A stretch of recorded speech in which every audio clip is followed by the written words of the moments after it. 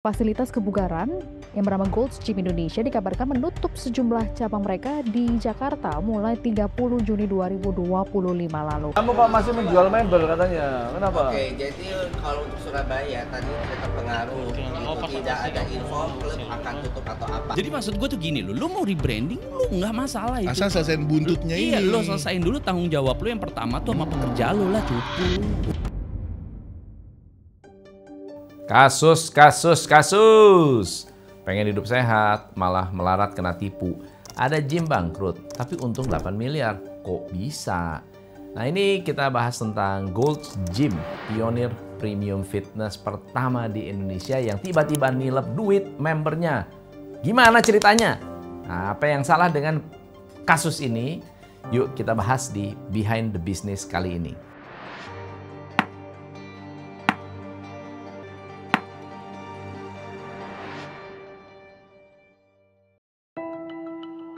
Ada satu hal yang mungkin kita lupakan dari pandemi, yaitu munculnya kesadaran kolektif bahwa olahraga jauh lebih penting daripada sekedar hobi. Olahraga bukan tren dan orang-orang gym sadar itu lebih awal, zaman dulu.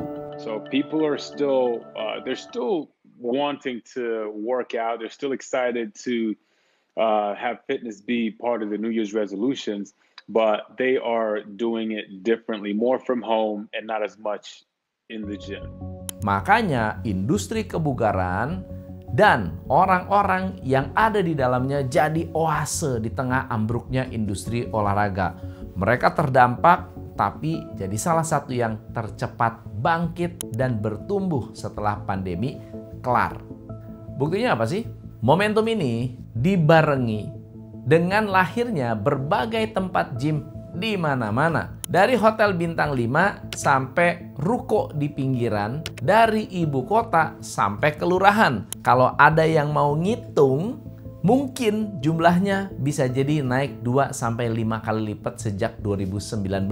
Tren nge-gym juga jadi cikal bakal munculnya startup fitness, trainer online, brand suplemen protein, sampai kelas pilates dan zumba yang berhasil jadi perputaran ekonomi baru. Bahkan data Statista mencatat pendapatan industri gym dan training kita hampir menyentuh 200 juta US dollar. Kenapa industri ini sebesar itu? Ya karena kelas menengah butuh olahraga yang accessible dan gym mengakomodir satu paket dengan branding urban lifestyle. Makanya kalau sekarang peminatnya bukan cuma bapak-bapak, tapi Gen Z. Ya walaupun motifnya kadang-kadang nggak cuma hidup sehat. Tapi ya it is what it is. Beberapa tahun terakhir, gym bukan tempat angkat besi. Personal trainer jadi profesi yang keren. Bodybuilder bisa datengin opportunity. Franchise gym asing pun mulai dibawa ke Indonesia sebagai simbol aktualisasi diri. Olahraga ini jadi ekosistem baru yang cocok banget buat mencari koneksi ataupun kongsi. Tapi ada satu hal yang luput dari radar kita, bahwa semua bisnis, termasuk gym, bisa jadi investmentnya mahal dan rawan. Banyak yang gede di luar, tapi keropos di dalam. Kuat di citra, tapi sering lemah di struktur. Dan terbukti 5-6 tahun aja banyak raksasa yang mulai kehilangan pijakannya. Mungkin udah tahu ya siapa yang saya maksud di sini. Jadi bayangin aja ada sebuah tempat fitness legendary lahir dari surga para binaragawan berhasil dibawa ke Indonesia. Orang kita nggak perlu ke US kalau mau nge-gym dengan proper. Seneng dong. Tapi pas berhasil jadi kebanggaan, malah cabut gitu aja. Kita akan bahas soal Gold's Gym yang belakangan ini membanjiri media. Sejak dulu, Gold's Gym diakui sebagai bosnya skena kebugaran. Karena mereka eksis di tahun 60-an, nggak cuma ada di Amerika, ekspansinya nggak masuk akal. Karena berhasil menyebar di lebih dari 30 negara dengan estimasi 750 lokasi. Di Indonesia, mereka sudah eksis sejak tahun 2007. Keren nggak? Makanya Gold's Gym bukan sekedar tempat olahraga, tapi tempat untuk rumah kedua. Tempat ngilangin stres, ngumpul sama komunitas, dan buktiin dedikasi mereka terhadap hidup sehat, tapi semua itu hancur. Tanpa aba-aba, Gold's Gym menutup cabang-cabangnya secara tiba-tiba. Bintaro, BSD, Baywalk, Ciputra World, bahkan Citos semua tutup dalam waktu yang hampir bersamaan. Bukan karena banjir atau kunci pintunya nyelip, mereka tiba-tiba main tutup. Parahnya, manajemen mereka malah melakukan silent treatment. Penyakit bisnis jasa itu selalu begini. Servisnya jelek, pelanggannya kabur, CS-nya bermasalah, pelanggan selingkuh ke kompetitor, giliran udah cocok sistemnya, operasionalnya oke, pelanggan nyaman, kena skandal. Dan yang lebih kacau lagi, ribuan member yang terdaftar dicampakkan begitu saja. Hak yang harusnya mereka dapat pas udah jadi member, hilang begitu saja. Nasib yang kemakan promo flash sale, kabur begitu saja. Nggak digubris. Dan kabarnya, cara ini membuat Gold's Gym untung 4-8 miliar. Jangankan janji refund coy, WA manajemen aja centang 1.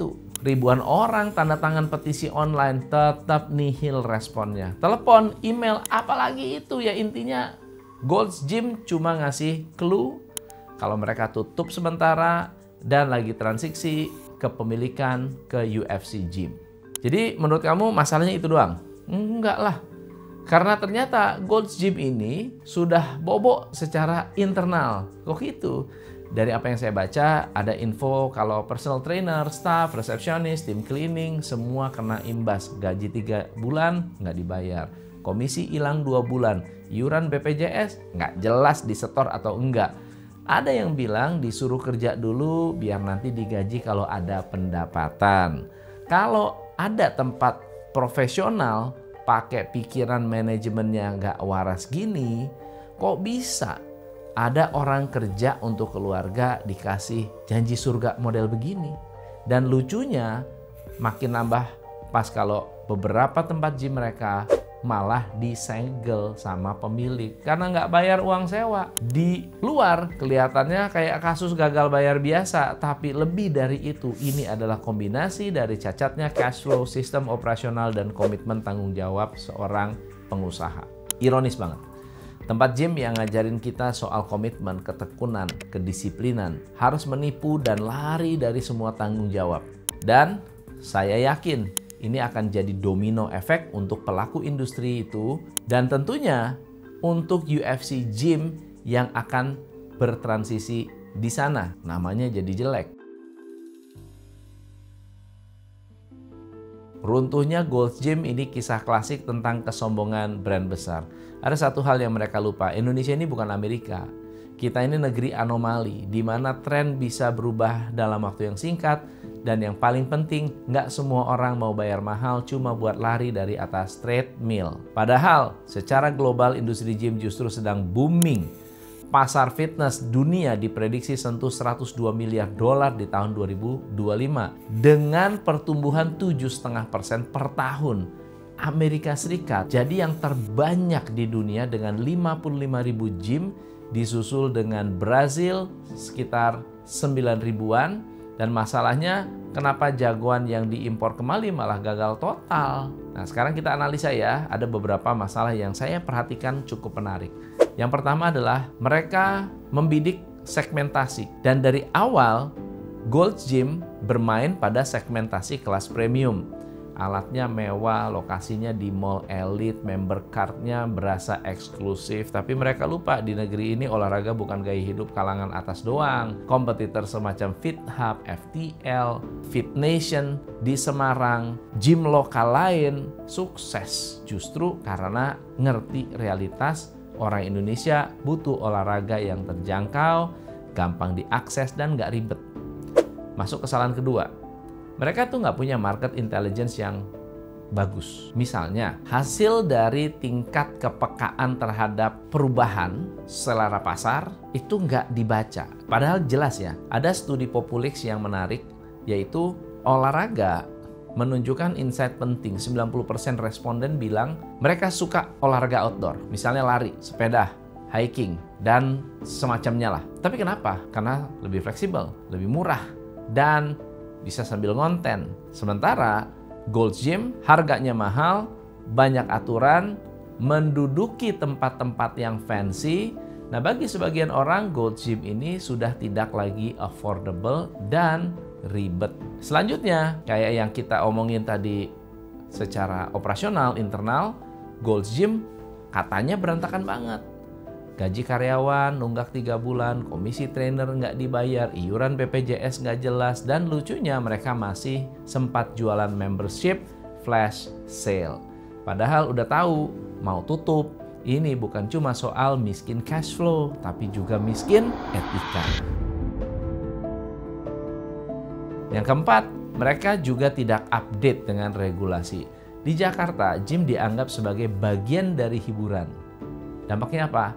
Kena pajak 10%. Udah biaya mahal, masih sewa tempat di mall yang premium, cost-nya mahal. Kalau bisnis cuma ngandelin member tahunan, ya pasti nggak balik modal tanpa pemasukan lain. Yang flow-nya cepet.